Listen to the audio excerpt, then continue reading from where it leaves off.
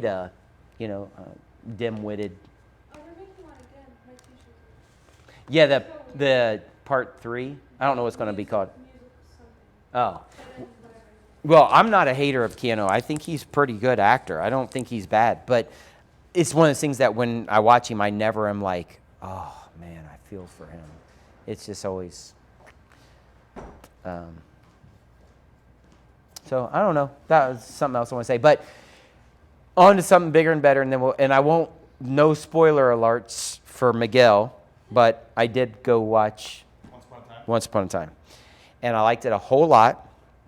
And I will tell you, the one thing that I will say, which won't spoil it for Miguel back there, but about 2 months ago, so it would have been about a month before the movie came out, for some crazy reason, I got a burr up my ass that I was like, man, I haven't heard this song for so long. So I went on iTunes and downloaded it. And so I've been listening to it a handful of times. And then they use it in Once Upon a Time in Hollywood. And it's called The Snoopy versus the Red Baron. So if you guys want to look it up, it was a classic from when I was a kid. It was made before I was a kid, before I was born. It was made before I was born, but I remember having this album. Yes, that's how old I am. We had this record, big one, not the 45, the 78 or 33. Which is it, 78 or 33? I think it's 30. Whatever the big one is. And there was this, it was an album of songs for kids, but that were popular, and Snoopy versus the Red Baron was one of them. Do you know that song, Snoopy versus the Red Baron? And so they used it in the movie. So I was like, oh, that's so weird that just a month before it came out, but I liked it a lot. And my favorite scene was by far the trailer scene. Yeah. And I will tell you that, now when I went and saw it, I saw it on, I don't remember what day it was. It wasn't a weekend. It was like during the week. And I went at nighttime. I think it was the 8:45 show. So there was only like 9 people in the theater, right? And it was very sparse. And so that scene comes on. And I'm doing everything I can to not be just laughing out loud. I'm laughing, but I'm trying to keep it in. And I can feel the audience like, what the hell is he laughing at? Like, why is that funny? And it's only funny if you're an actor. Yeah. It's deadly serious, but if you're an actor, oh my gosh, it's so funny. Who hasn't seen it? You haven't seen it? You haven't seen it? That's good. Did you see it? Yeah, and you saw it? Yeah. Did you see it? No, he still hasn't seen it. But anyways, that particular scene, I was... Look, Andrew says dead to me, Miguel. Don't even talk to me. I've seen it 4 times. I was going to go watch it today, but I had to work. But it was good. It was good. And I like it a lot. And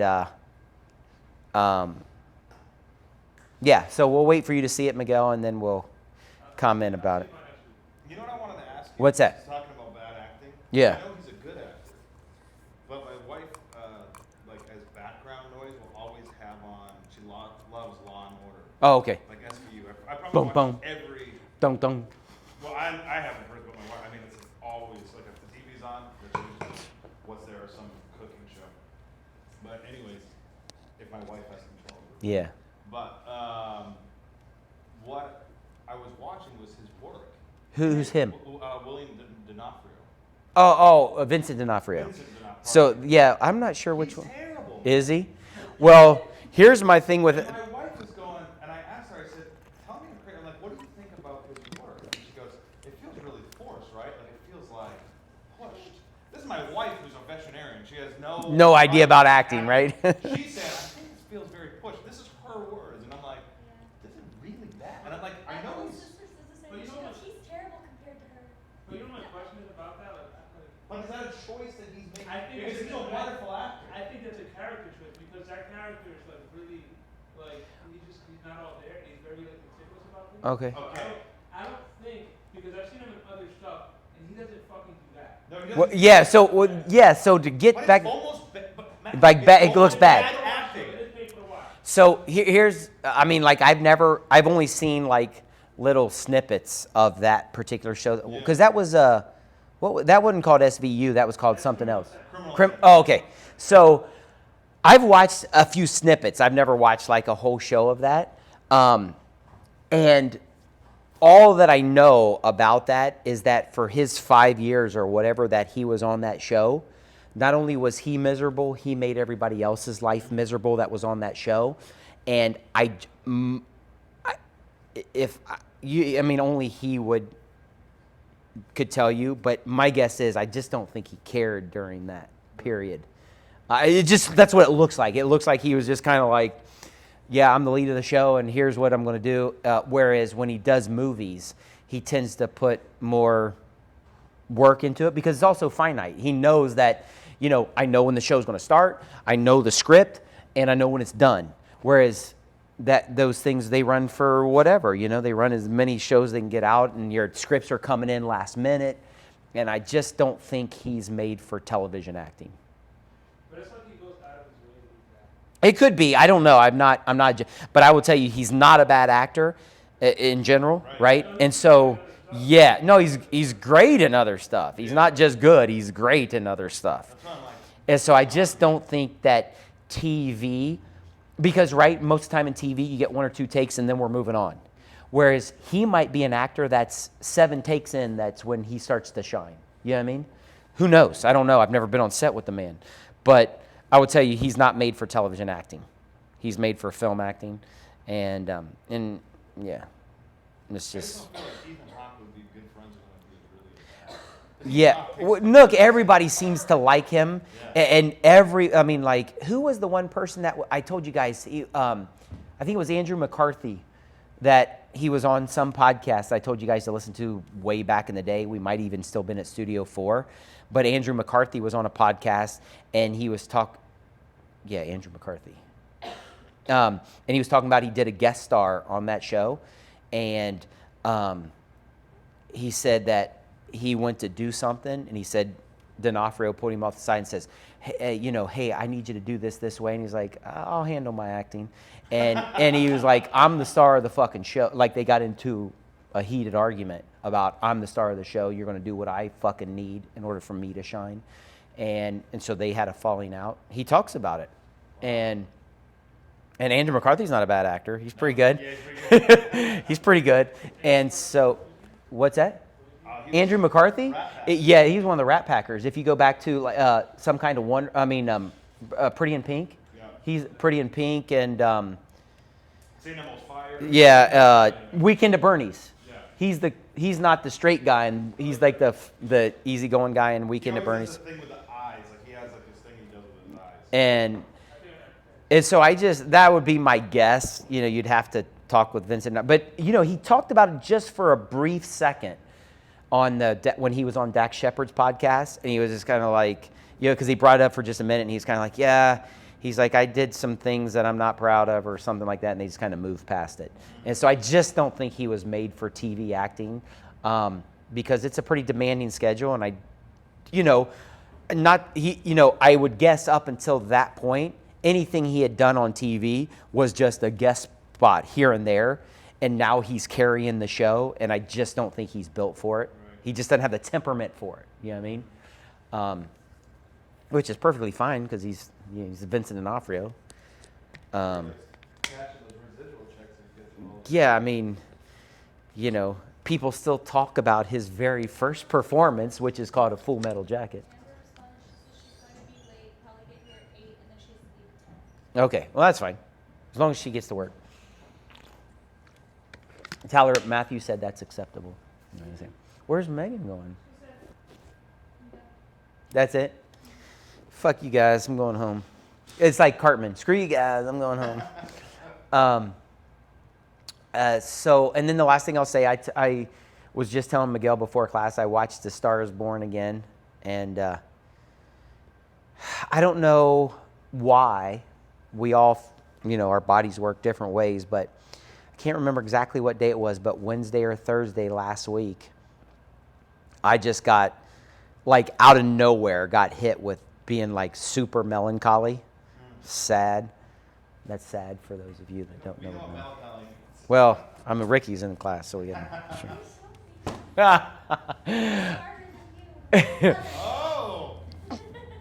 And so, I got real sad, and so I just wanted to watch stuff to make me even more sad. I wanted to, I never try to like, just so you guys know, like I would never call it depressed, even though it may be a form of depression. But whenever I get, whatever I am in life, meaning like, well, most people don't try to break out of being super happy, but whatever I am, happy, sad, whatever, I try to really just sit in it and then take mental notes of it so that I can use it for my work. I never try to go, oh my God, I'm sad. Let me go get my mind off of. I just try to sit in it. Look, I don't suffer from extreme depression. I don't have suicidal thoughts. If you guys are in that thing, don't just sit in your sadness. But I never try to break out of it. I just try to absorb it, make note of it, and I'll go, oh, I'll be able to use this. Something else comes along. I think it was whatever day last week was International Dog Day. Yeah. That's the day that I just got crazy melancholy, and I just like, and I kept going to Kate's, not this Kate, kept going to Kate's Instagram, hoping that she would post a picture of Brody, and so I wasn't going like every 5 minutes, but I like checked in the morning and then I checked at nighttime, and when I went back at nighttime, and it wasn't there, and I was like, oh well, maybe she was working that day, so I was like, I'll check tomorrow. I checked the next day, and she had blocked me, so I couldn't look. And so I was like, huh?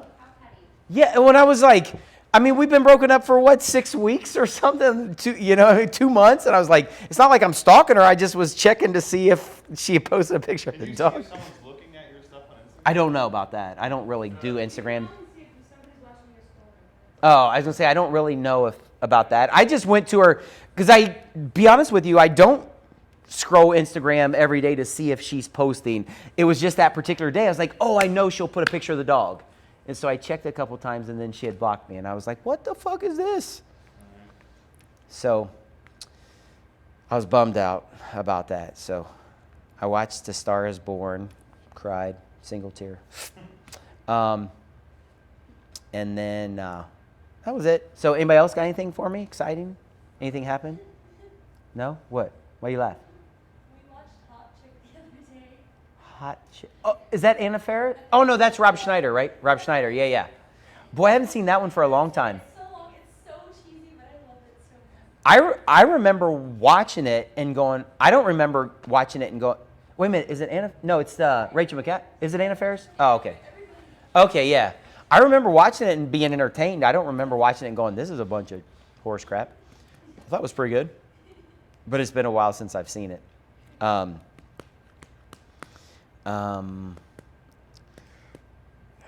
think that's it. Oh, and then I will tell you this, though.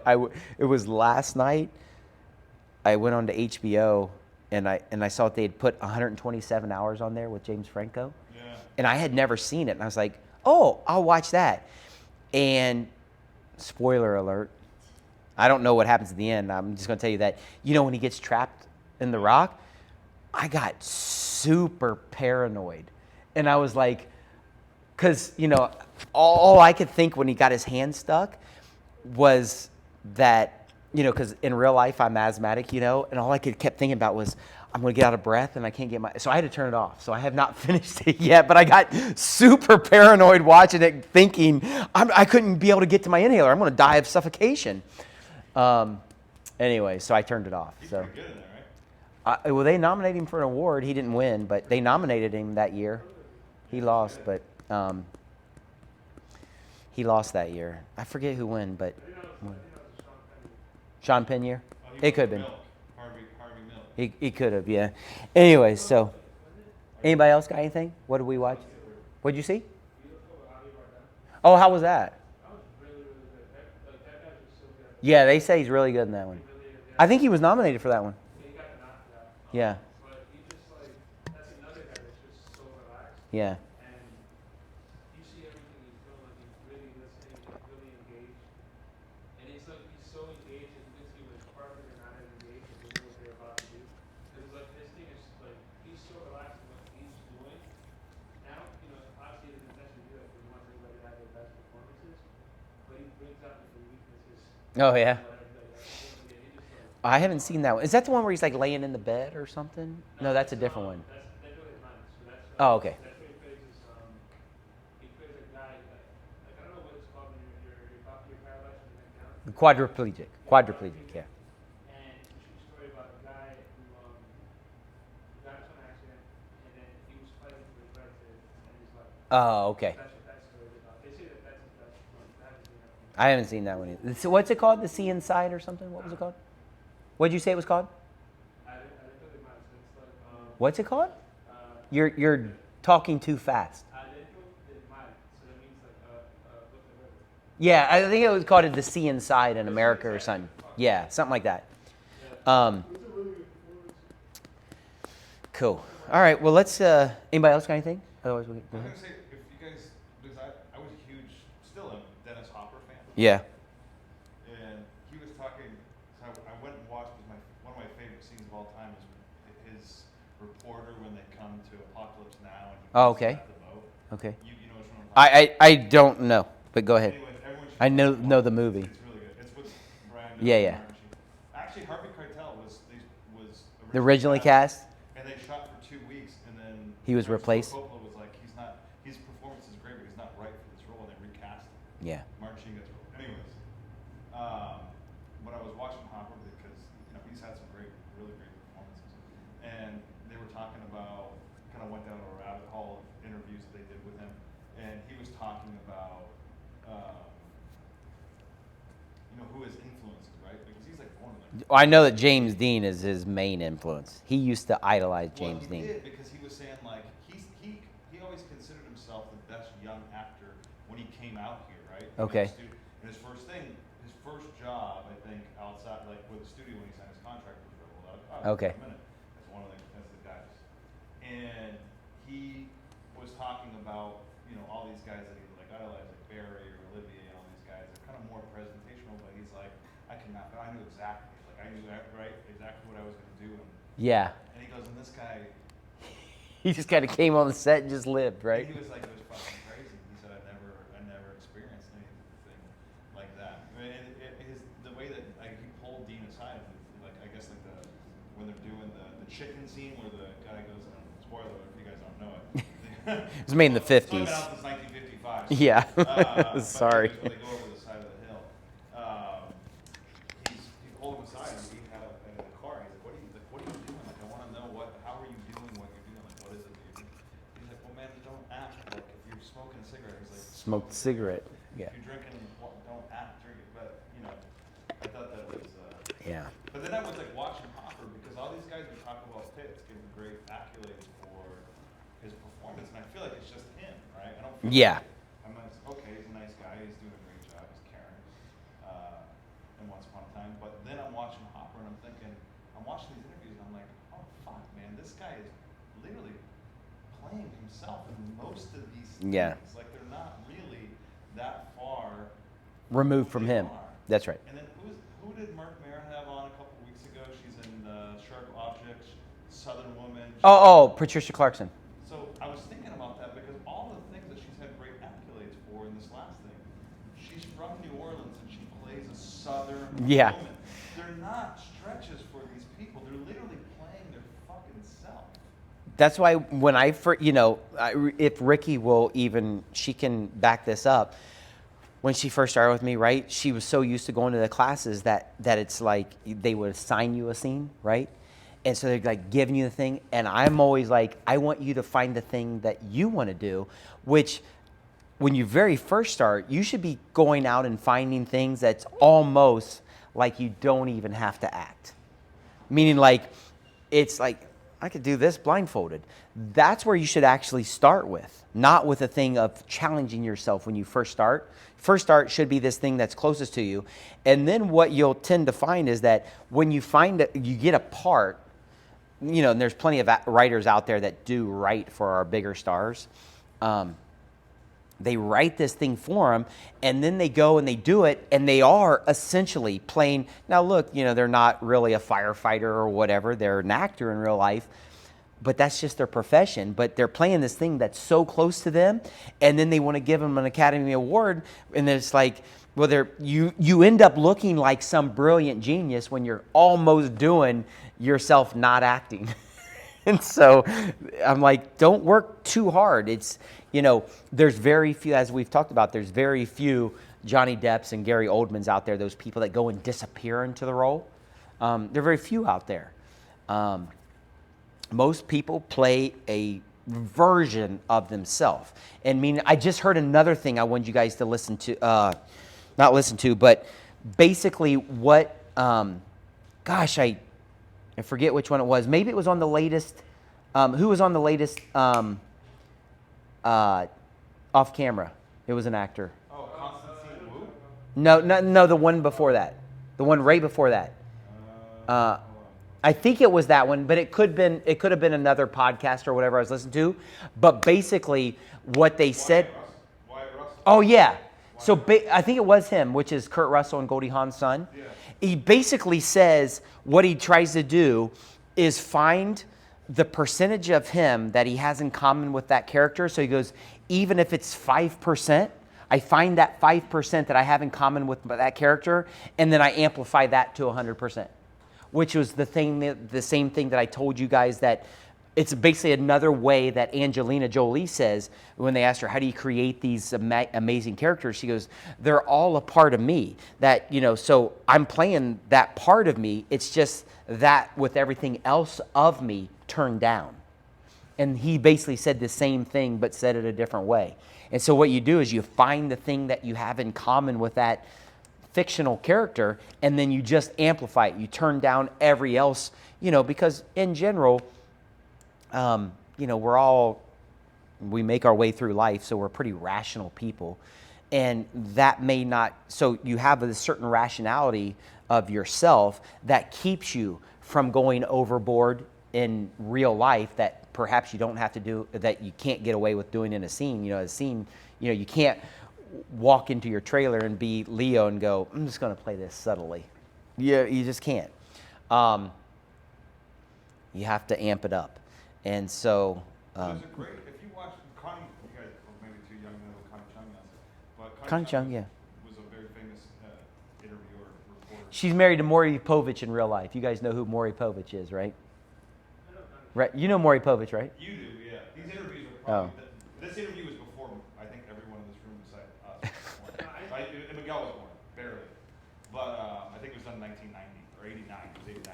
But if you watch this interview with her and Marlon Brando, they used to do this show like a night with Connie Chung, whatever, Saturday night with Connie Chung, whatever.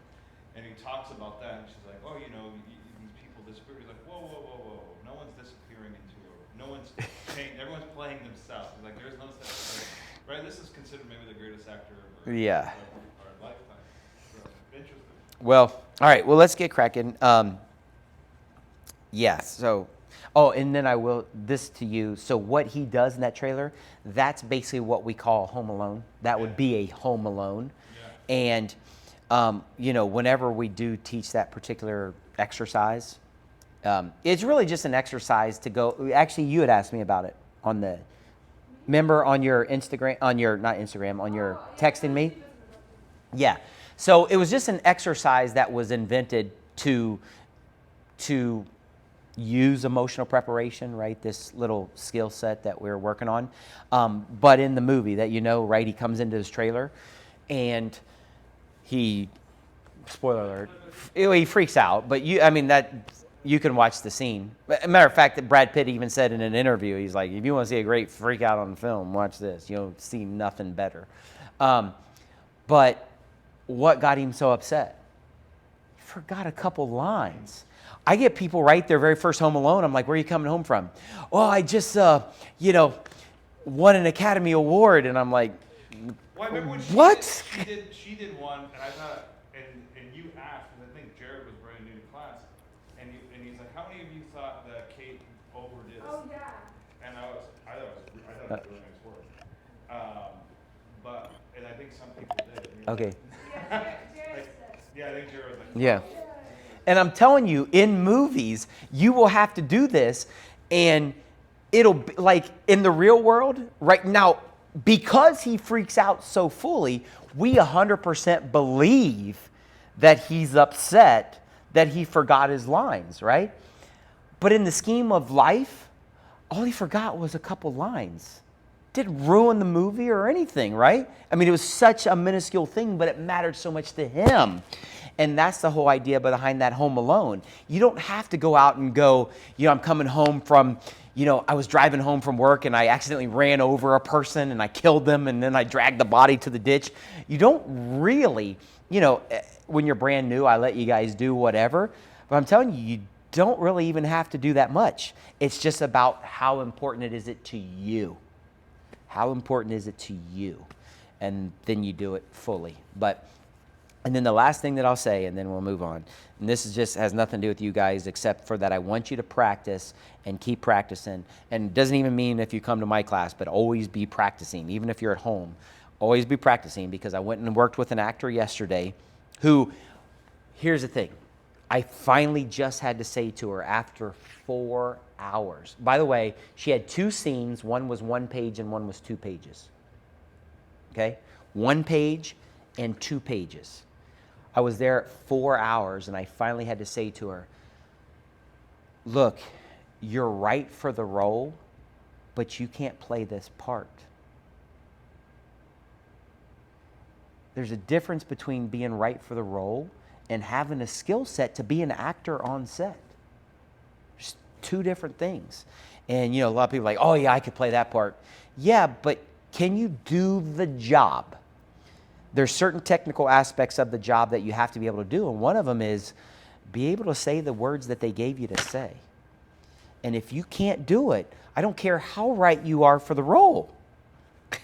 And so I was like, you just don't practice enough, sweetie. I go, you're right for the role, but you just can't practice once every 3 months when you get a good audition, because you can't do it. You just can't do it. And I like her a lot. She's a nice woman. And I felt bad saying it to her, but I'm like, you just need to practice more. I mean, yeah. Anyways, so here we go. So,